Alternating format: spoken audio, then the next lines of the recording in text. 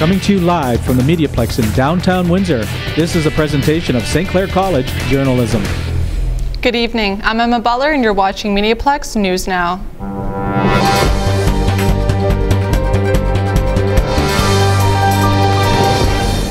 February is Black History Month. It's a significant month in Windsor where we remember the African Americans who fled slavery in America through the Underground Railroad, taking them into Canada through Windsor. It was not a real railway network system, it was just a name given to the group which helped Black Americans escape to Canada. If you want to learn more about this important historical event and others during Black History Month, visit the Amesburg Freedom Museum, Buxton International Historic Site and Museum, and Uncle Tom's Historic Cabin Site. All of them are located in southwestern Ontario. Abdul Al-Husami takes a walk in the shoes of Muslim women. Here he is with the story of World Hijab Day. On Friday, February the 1st, the Windsor Regional Hospital Diversity Committee, with the help of some volunteers, celebrated the World Hijab Day. Their booth setup in the hospital vendors hall included hijabs, pamphlets, and of course, some sweets. The chair of the Windsor Regional Hospital Diversity Committee, Aone Interview, says the reason for wearing a hijab is to be closer to God. It is religious, absolutely, similar to the nuns who cover their hair, right? And the idea is to be closer to the Lord. What is wrong with that? It is one of the most beautiful thoughts you can have. Many women and even men stopped by and asked questions, while some others decided to actually try the hijab. Terry Tribe Johnson tried the hijab for the first time, and here's why. I think it's really important to understand people from diverse backgrounds. We're all Canadians. We have a lot of immigrants that come into the Windsor community, and it's a privilege to be able to journey with them while they're here. And the broader I can make my understanding, the better. If you missed the opportunity of trying a hijab, then you must know that the World Hijab Day is celebrated on the first day of February of every year. For MediaPlex News, I'm Abdul Al-Husami. Today marks Chinese New Year, beginning the Year of the Pig, and it's the most important holiday in China. It is also known as Lunar New Year or Spring Festival. This is the first day of the first month in the traditional Chinese calendar. This festivity is time for family reunion where people shop, watch traditional Chinese New Year's events, launch fireworks, and plan for the coming year. The celebration lasts for approximately 2 weeks. Newcomers to Canada who skate together, stay together. Christian Baudouin has the story. While it may be cold outside, ice isn't always something to worry about. The All Saints Anglican Church, YMCA Settlement Services, and the Downtown Windsor Community Collaborative came together to host a community ice skate at Charles Clark Square. The event focused on bringing immigrants together to learn how to skate and have fun as a community. It's really an event so that newcomers here to Canada can come out and enjoy Canada's favorite sport. Get some good laps in and stay active, right? Art Roth is the skating coordinator with the church and one of the managers of the event. Roth thinks that events like these are good ways for Windsorites to have fun in the cold. We're a cold country. We have these cold spells in the winter. If we're always complaining about the cold, it's going to be a long winter. But if we get out and enjoy it a little bit, then spring comes quicker. Hugo Vega is the regional manager of settlement and immigration for the YMCA. Vega believes this event is a great way to help new Canadians feel welcome in Windsor. So what inspired this particular event was the arrival of the Syrian refugees. So in 2015, so that's when they arrived, and shortly after the first winter, All Saints Church reached out to us and said, hey, we want to do something to help welcome them. And we think there's nothing more Canadian than ice skating and being able to show them and teach them and integrate them that way. Whether you were born and raised here or not, this kind of event is something that all Windsorites can enjoy. From MediaPlex News, I'm Christian Baudouin. The International Patient Safety Symposium is taking place in Windsor, and Dr. Ken Blanchette is joining us in studio to tell us all about it. Thanks, Emma. I'm Cody Rusin, and I'm standing here with Dr. Ken Blanchette. I want to know a little bit more about this event, and I know that the people at home will want to know a little bit more. Can you just explain it? Yes, the International Patient Safety Symposium is designed as an educational venue for folks from across the river in the United States and in Canada, looking at best practices, education for both students and practitioners and patients alike. And who's involved with this event, and why have these partners come together? So we have three main sponsors of the event this year: Detroit Medical Center, Hotel Dieu Grace Healthcare, and St. Clair College. And we've come together for a variety of reasons we all have a part to play in it, right? So we have the practitioners from both sides of the border, from our hospital partners in this, and then from St. Clair's point of view, we educate the most number of healthcare practitioners out of all the institutions in Ontario, and it's very important for us to bring back best practices, implement them in the curriculum so our graduates are ready to be involved in patient care right off the get-go. And what opportunities for collaboration with our region in particular do you see this event providing? So this is fantastic because there's always already open communication between our healthcare institutions in Windsor and in Michigan. This event allows for a little bit more time, a little bit more discussion, a sharing of knowledge. There's panels that are involved in this event this year. There's also some educational practices from when we have a topic. There's from both sides of the border are presenting, which is great. And with the importance of the event, just in relation to current medical issues within our community, just how important is it? Oh, it's very important. I mean, we talk, a lot of the topics around mental health, aging population, drug addiction, all things that are very relevant in today's society, both in Windsor and Detroit. And what benefits, outcomes do you wish to see from this event? Local benefits is definitely sharing of practices for our healthcare institutions and for Detroit. Broad-based benefit, I'd like to be able to have other communities come to Windsor and Detroit and look at what we've done here and ask us for our advice and what we've been able to share so that we can share this beyond just our region. All right, and I want to thank you very much for joining us here today. But that's all the time we've got. I'm going to send it back to you, Emma. Thank you very much. Windsor rolled out a new support plan yesterday to help the city's homeless and people in need. Barry Hazelhurst has the details. MOST, a mobile outreach support team, is helping people on the ground. The 6-month pilot project was made possible through human and monetary resources of 4 contributing groups: Hotel Dieu Grace, Family Services Windsor Essex, Canadian Mental Health Association, and Assisted Living Ontario.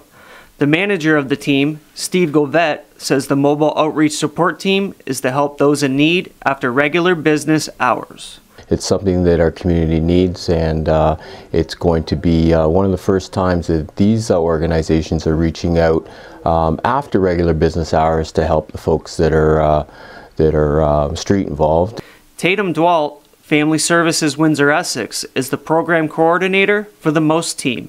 So some of the things we have to provide are, due to the winter months, are hat, gloves, things of that nature. We also have snacks and other basic need supplies that we will be offering to folks. The outreach van will travel 2 different routes within the city.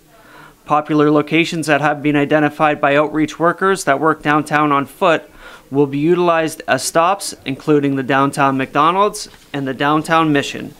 For more information about the routes and schedules, please visit www.hdgh.org/most. Are you concerned about issues like bullying and harassment in public schools? As Xander Kelly reports, now is your chance to give some feedback. The Greater Essex County District School Board has issued its biannual school climate survey to the 15 elementary schools and 15 high schools in the district. These surveys were issued so students, faculty, and parents can offer critique and suggest areas where the climate of public board schools need improvement. School Board Public Relations Officer Scott Scantleberry says that situations such as having a welcoming environment were also common requests, and that the board has been dedicating itself the past 2 years to filling that goal. We want as many parents as possible and guardians and members of school communities to fill out the survey, and that will help us with our future planning and try and make our school environments as safe and welcoming as we possibly can. Patrick Ferracci has a young son who is in senior kindergarten at W.F. Herman Academy and says that the school has been good to him so far. Well, almost all my concerns have been addressed when I talk to the school. They take care of it pretty quick. I mean, there's nothing really out of the ordinary that they need to do typically for us. So, take the survey. It's fast, it's painless, and it could make your school a much better place. For MediaPlex News, I am Xander Kelly. And now here's our look at our forecast. Freezing rain is expected overnight into tomorrow morning and will change over to rain in the afternoon with a high of 1 degree. Thursday we will warm up to 6 periods of rain, and Friday we'll have a chance of flurries as the temperatures drop to -6. This cold chaos has resulted in a frigid freeze-up. Cody Roussan has some timely tips to stay warm. It's that time of year again. Old Man Winter has come back. This time, however, he seems to be back with a vengeance. Here are some tips on how you can beat the cold and keep yourself warm. Tip 1, and quite possibly the most important, bundle up. I'm talking gloves, scarves, toques, boots, and layers. Yes, layers. I'm someone who gets warm very easily, but even I make sure to dress up in layers. Below zero, I'll always have a sweater on underneath. Tip 2, be alert. Plenty of people out there seemingly forget to salt their driveways and portions of the sidewalk. That's not all to look out for though. Make sure you have your ears available too, as the roads can be icy no matter how much they have been salted. This makes it difficult for vehicles to come to a sudden stop. Much like extreme high temperatures, extreme lows pose various health risks and can even kill you. Be cautious, stay warm, and if you don't have to leave the house, don't. I'm Cody Roussan, delivering tips to keep you warm and safe. The tuition cuts are not good news for everyone. Trisha Kundu explains. Ontario's 10% tuition cut has left colleges and universities with a financial hit. But that's not all. Following the announcement, students will choose which organization their tuition money will go towards. Vice President at St. Clair College, John Fairley, says the college will be looking at over $3 million deficit. But there is another catch. What we're more worried about is the selection of what students want to pick and choose from our student governments. So worrisome because a lot of the things they do is the functionality of the student experience. This announcement has left students with mixed reviews. St. Clair College student Tori Rovers says student bodies are important for a learning experience, and if they are gone, then it won't be beneficial. It's frustrating, to say the least. It's really frustrating, but right now what can you do except for roll with the punches? But Ontario colleges will be suffering a loss of $80 million and universities will see $360 million taken out of their system. However, the University of Windsor students gave their own response to this. The University of Windsor students held a rally today to protest against the OSAP cuts and the new tuition cuts provided by the provincial government last week. I am Trisha Kundu, reporting from MediaPlex News Now. Windsor Life Center is an organization which helps women in the battle against addiction. Joining Cody Roussan in studio are some special guests to tell us about an upcoming production in support of this cause. Cody?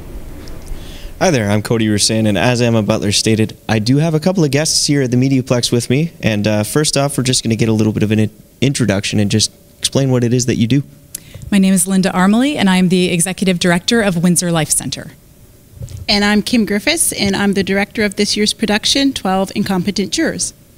Now, I just want to know a little bit about 12 Incompetent Jurors. Can you explain that for me? Absolutely. So 12 Incompetent Jurors is a parody on the classic film 12 Angry Men, and audiences are invited into the jury deliberations where jury members are deciding the fate of Mr. Donald Pleats, a man accused of stealing half a dozen cats. All right, and that sounds hilarious. The WLC, I know that they do a lot of important work. Can you just explain what exactly, for the people that don't know, what exactly do they do?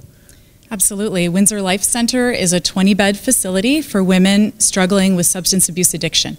And so they come and they can stay a year in our program. Women have come from all over Canada, and we provide them with coping skills, life skills. When they are without hope, women come to us and they find hope.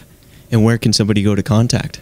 You can go to our website, windsorlifecenter.com, and there's a phone number there that they can call easily, and we'll have someone on the other line waiting to receive them.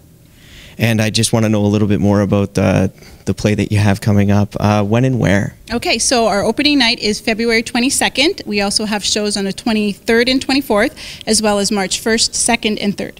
And whereabouts can you buy tickets? Okay, so you can buy tickets online at windsorlifecenter.com, or you can visit our Upper Stage Theater page on Facebook, and tickets are $12 online, $15 at the door, and 100% of the proceeds goes to Windsor Life Center. All right, and I want to thank you both for being here. So get your tickets for Incompetent Jurors, hosted by Windsor Christian Fellowship. I'm going to send it back to you, Emma. Thank you very much. On this segment of 3 Minutes With, girl bands are all the rage. Jordan Ferris has more. Hi, I'm Jordan Ferris, and this is 3 Minutes With. Today I'm joined by Casey Chaplin, who is a bassist in the Windsor band, the Trudies. So thank you for being here, Casey. Yeah. So how old were you when you picked up the bass? Probably, I don't know, whatever age you are in, like the 8th grade. Yeah. And so was it your first instrument you started playing, or what were you playing before that? I took piano lessons for all of like a year, and they didn't really stick, but I played guitar and played like a couple other just little things for fun, and then I picked up my sister's bass and was like, oh yeah, this is cool, I can do this. All right, so like I mentioned, you were in the band Trudies. When did you guys form that? When did that all start? Roughly like 3 years ago. I had our guitarist slash singer Kate come and approach me on like Facebook Messenger and say, hey, so I heard you played bass for another band a while ago. Would you be interested in a 3-piece girl band? And I was like, yeah, I'll try it. So you had, like, were you friends with Kate before this, or was this just like a random person out of the blue and that sparked this whole thing? So in passing, we knew each other from different bands, and I think it was just the kind of connections through the band circuit that we like reconnected, and I found a better friend out of it. You don't know some of the mannerisms of these people until you actually meet them and play in a band with them, and then you're like, oh my God, how have we not been friends forever? Like. So when you guys got together, when was your first gig, and what was that like for you? I can't remember exactly when, but it was probably a good few months into us being like, you know, trial practices and figuring out stuff. It was majority covers. We did a lot of like Kate's originals because we hadn't really formed our own sound yet. So it was kind of nerve-wracking, but I was like itching to be back on stage. It was a while. So yeah, it was. And so, you know, you guys just released your first single. What's the journey been like since? Kind of unreal. Like every step we take further into whether it's recording or booking shows or, you know, it seems kind of like a mix between natural happening, like, oh yeah, of course, that's our next step, but a lot of it too, when it does happen, it's like, oh my God, we've recorded 4 songs. Oh my God, we have more shows booked. Oh my God, we're releasing this. It's like a weird natural progression of excitement. All right, and every road has bumps in it, so what have been some of the bumps for you guys? We had to go on hiatus for a little while, and not just the hiatus point, but like increments throughout our musical journey as a band. I finished nursing school, so every time I had school or exams or we wanted to book a show and we couldn't because I was unavailable, that was one of our hugest struggles. All right, and real quick, last thing, where can fans find the new single? SoundCloud, Bandcamp, YouTube. I will be posting on our Facebook a lot of links too, so you can find us there. All right, perfect. Thank you. That was 3 Minutes With. Windsor's Blues Musical Festival is returning to Riverfront Plaza this summer. The president of Blue Fest Windsor, Robert Petroni, announced the live shows will be 4 themed nights. Glenn Fu has more from their official launch.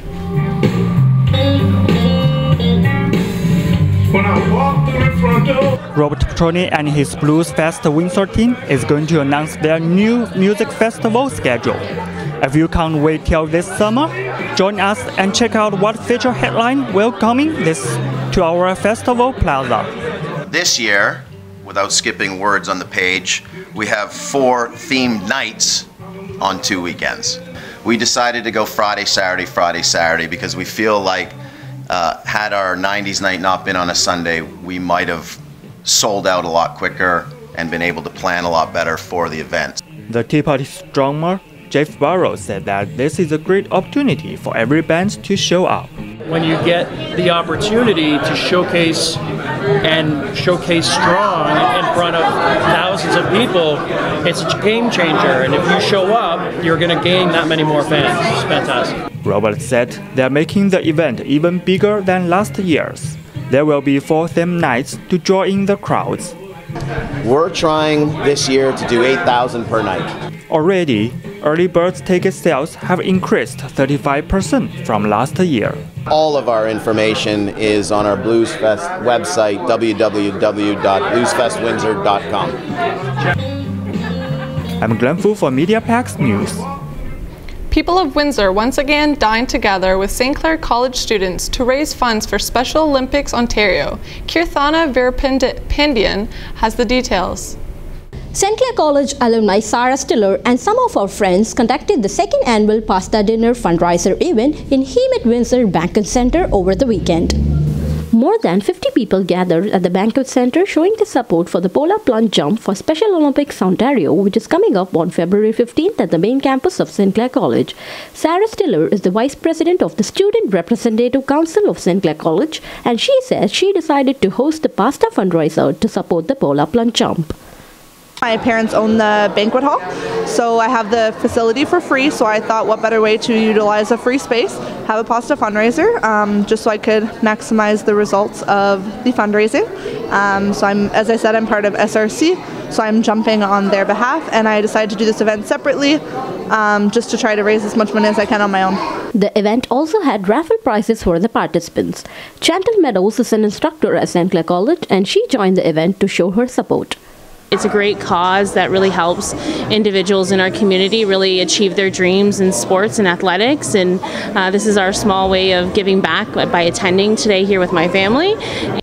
The total money raised was $925. If you missed this event and still want to be the part of this great cause, you can visit Windsor Polar Plunge website and donate your contribution. Almost every day, some form of fire occurs in Windsor and the surrounding area. Reasons are many, from old installations, faulty household appliances, and some are caused by human neglect and error. Fortunately, thanks to smoke detectors, most people manage to escape alive. Reporter Mirjana Jakunovic spoke with the John Lee, Chief Fire Prevention Officer at Windsor Fire and Rescue Services, about the importance of functional smoke alarms. Hi, John. Hi. Can you share information with us how many house fires or fires in general were in 2018 in Windsor? We have about 200 to 230 incidents per year where we have active fire conditions.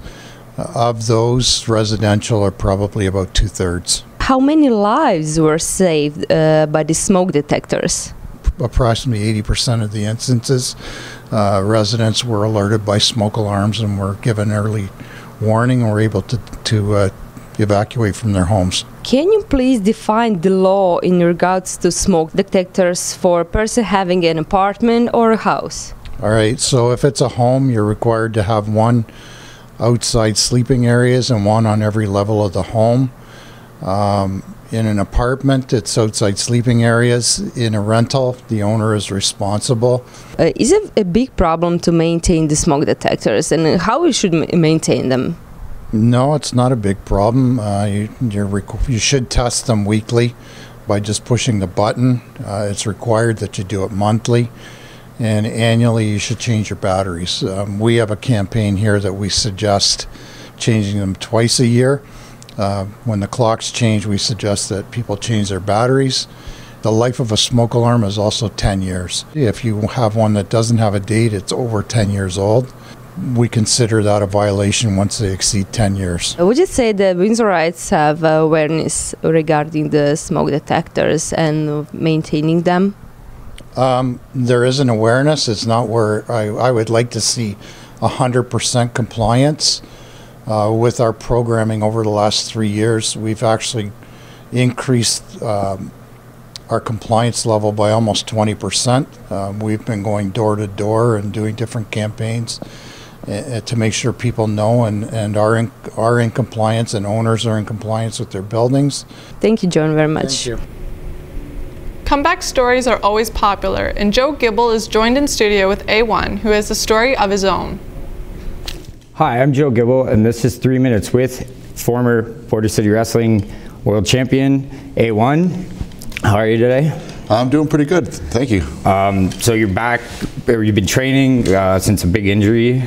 Yeah, unfortunately, a week prior to our big show in October, I suffered a bilateral quadricep tendon rupture. So what that is just the tendon that connects the quadricep muscle to the patella just exploded on me. I don't really have a good story of how that happened. I think it's just years of athletics and training hard, and I was really pushing it for this show because it was probably the biggest match of my career. Right. So how have you been working on getting back into the ring? Well, I really couldn't do too much following the surgery until December, but I have a great team. I'm working with Kim Strasser at St. Clair College. She's the head of the sports athletics, and yeah, she's just been killing me, man. And we're progressing really well, and I'm happy with that so far. But, how long do you think it would be before we see you back in a Border City ring or another wrestling ring? It's really hard to say because it's such a rare injury. There's just really not a lot of literature on it to really get an exact timeline, but I'm confident that I'll be at the October show. The same show that I missed will be my return show. I think that would be safe to say. I think we all look forward to seeing you in action again. You were at the top of the mountain in Border City at the time. Do you think you'll be right back there, or you're gonna have to work your way up again? It really doesn't matter. I mean, I worked 4 years to get to that spot that I was at. If I got to go start back at the bottom and work, then that's what I'm going to do. But you know, this could have been a career-ending injury, but I'm not going to let that stop me. Like, I'm going to leave on my own terms when it's time. And this injury is bigger than just me. It's kind of a message to anybody who ever gets beat down in life that if you work hard, that you can make a comeback. So I have an 8-year-old son, so I can't let him see me give up. What are your future plans in the wrestling business? Just to, you know, I guess cement my legacy as like being able to, you know, wrestle for 20 years, you know, suffer a devastating injury and still be able to come back and perform at a high level. Awesome. So thanks so much for being here. This has been 3 Minutes with. I'm Joe Gibble. This is A1.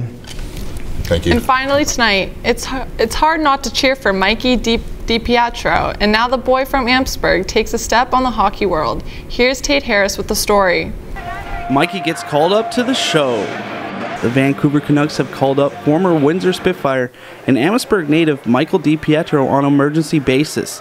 The Canucks' need for goaltending came after their current goalie, Thatcher Demko, suffered a lower body injury before yesterday's game. DiPietro will join his team in Washington to take on the Capitals tonight. The young goaltender will most likely only dress as the backup goalie during his time with the big club. Since DiPietro is with the Canucks on emergency call-up, as soon as Demko feels healthy again, he will be sent back to the Ottawa 67s. I'm Tay Harris. This is MediaPlex News. Thanks for tuning in. I'm Emma Butler, and you've been watching MediaPlex News Now.